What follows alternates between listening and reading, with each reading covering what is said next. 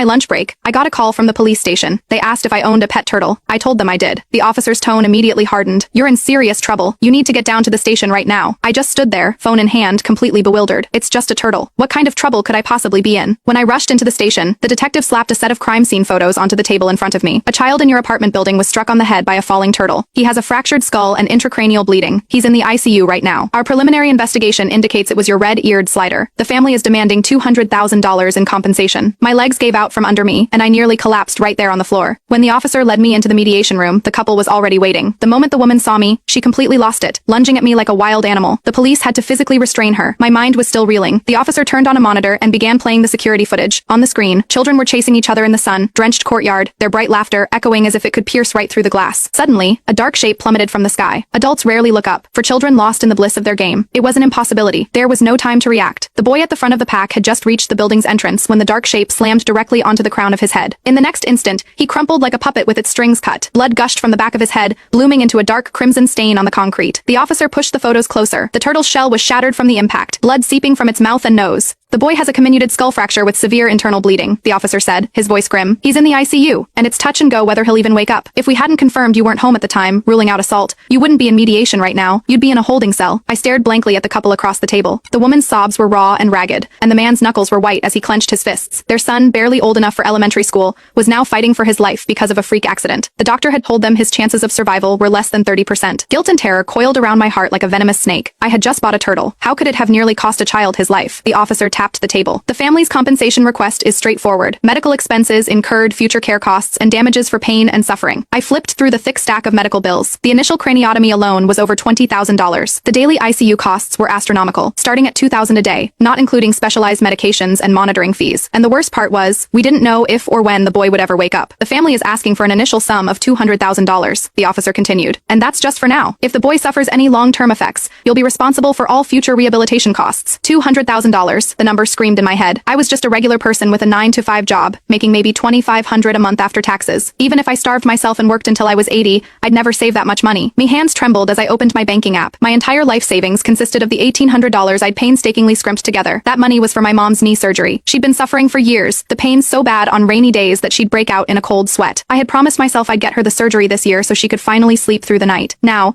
not only was that impossible, but I was suddenly saddled with a crushing, life-altering debt. My mother's pain would have to wait. Forever, probably. The officer sighed. "Look, kid, I advise you to accept the settlement. If this goes to court, you will lose. You won't go to jail, but the judgment from the court will be even higher. The family is only willing to mediate because they desperately need the money for the surgery right now." Click the link in my bio to get the full story for free.